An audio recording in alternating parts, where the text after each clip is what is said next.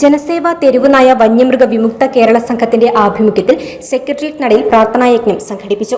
രണ്ടാഴ്ച മുമ്പ് മലപ്പുറത്ത് പേവിഷബാധയേറ്റു മരിച്ച സിയമോളുടെ പിതാവ് സൽമാനൂർ ഫാരിസി പ്രാർത്ഥനായജ്ഞം ഉദ്ഘാടനം ചെയ്തു. എനിക്ക് എന്റെ മകളെ നഷ്ടമായ പോലെ ഇനി ഒരു മാതാപിതാക്കൾക്കും ഈ ദുർഗതി വരാതിരിക്കട്ടെ എന്ന പ്രാർത്ഥനയോടെ വിങ്ങിപ്പൊട്ടിയാണ് അദ്ദേഹം പ്രാർത്ഥനായജ്ഞത്തിൽ പങ്കെടുത്തത്. രൂപത്തിലാണ് ആ നായിനെ കണ്ടത്. കാരണം ഈ നാടിന്റെ കൂടുതൽ നടന്ന നായ്ക്കൾക്ക് ഫുള്ള് പേവിഷബാധ ഉണ്ട് എന്നാണ് നമ്മള് താമസിക്കുക. ആ നായ്ക്കൾ ഇപ്പോഴും അതേപോലെ അവിടെ നാട്ടിൽ നടക്കുകയാണ്. പഞ്ചായത്തുകാർക്ക് ഇതുവരെ ഇത് സംഭവിച്ചിട്ട്, കാരണം പഞ്ചായത്തുകാർക്ക് ഒന്ന് ശ്രദ്ധിക്കാനുള്ള ഒരു ഇത്, കാരണം നായ്ക്കൾ ഇപ്പോഴും ശ്രദ്ധിച്ചില്ല എന്നുണ്ടെങ്കിൽ ഇനിയും എന്റെ മോളെ പോലെ കുറെ ആളുകൾ മരിക്കേണ്ടി വരും. അത് സർക്കാർ നോക്കണമെന്നാണ് എന്റെ ഒരു ആഗ്രഹം. അത് സർക്കാർ ശ്രദ്ധിക്കണം.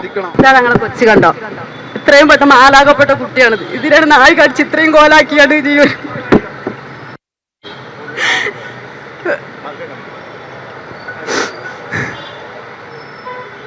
ജീവിച്ച് കൊതി തീർന്നിട്ടില്ല, ജീവിതം തുടങ്ങിയിട്ടേ ഉള്ളൂ. പട്ടി കടിച്ച് കീറി ഇതുപോലെ ആക്കി വെച്ചിട്ടുണ്ട്. ഇതിനൊരു വഴി കണ്ടെത്താതെ പറ്റൂല. ഇനിയൊരു കുട്ടിക്ക് ഇത് സംഭവിക്കാൻ പാടില്ല. ഫാരിസിയുടെ സഹോദരി സാബിറ മൊയ്തീൻ കോയയും യജ്ഞത്തിൽ പങ്കെടുത്ത് സങ്കടങ്ങൾ പങ്കുവച്ചു.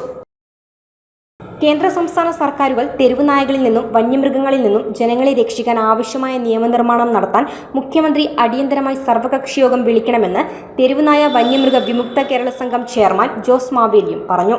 ബഹുമാനപ്പെട്ട മുഖ്യമന്ത്രി, നിങ്ങൾ ഒന്ന് മനസ്സിലാക്കണം. ഇവിടെ ജനങ്ങൾക്ക് ജീവിതം വഴിമുട്ടിയിരിക്കുകയാണ്. കേരളത്തിലെ ജനങ്ങൾ 99% ആളുകൾ പറയുന്നത് ഒരേ അഭിപ്രായമാണ്. തെരുവ് പട്ടികളെ ജനവാസ കേന്ദ്രത്തിൽ മാറ്റണം. പിന്നെ എന്തുകൊണ്ട് സാധ്യമല്ല? അപ്പോൾ പറയുന്നു കേന്ദ്രമാണ് അതിന്റെ തടസ്സക്കാര്.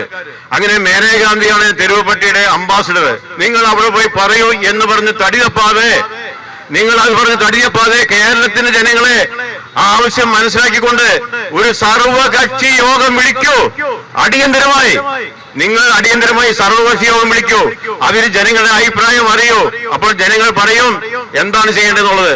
ഇപ്പൊ സുപ്രീം കോടതി വിധി 2001 വരെ തെരുവുനായ്ക്കൾ കൊല്ലാമായിരുന്നെങ്കിലും 2001 ശേഷം ഇവിടെ കുറെ നായസ്നേഹികളും മൃഗസ്നേഹികളും എന്നെല്ലാം പറഞ്ഞ് പേവിഷബാധ മരുന്ന് കമ്പനികളുടെ ലോബികളായി ചമഞ്ഞുകൊണ്ട് സുപ്രീം കോടതി പോയി ഒരു വിധി സമ്പാദിച്ചു അത്രേ. എന്താണ് ആ വിധി? ആ വിധിയിൽ പറയുന്നത് തെരുവ് നായ്ക്കളെ വന്ധീകരിക്കണം. ABC റൂൾ പ്രകാരം വന്ധീകരിച്ചിട്ട് അവിടെ കൊണ്ടുപോയി ഇടുക. എന്തൊരു തോന്നിവാസമാണ് ആ വിധി. വിവിധ സാംസ്കാരിക സംഘടനകളെ പ്രതിനിധീകരിച്ച് advocate MS Venugopal, Suresh Kumar G, M Nasaruddin, Maniyappan Cherai, Rajan Amboori, Ashokan Kunnumkal, Aloysius PJ തുടങ്ങിയവർ പ്രസംഗിച്ചു. വിസ്മയ ന്യൂസ്, തിരുവനന്തപുരം.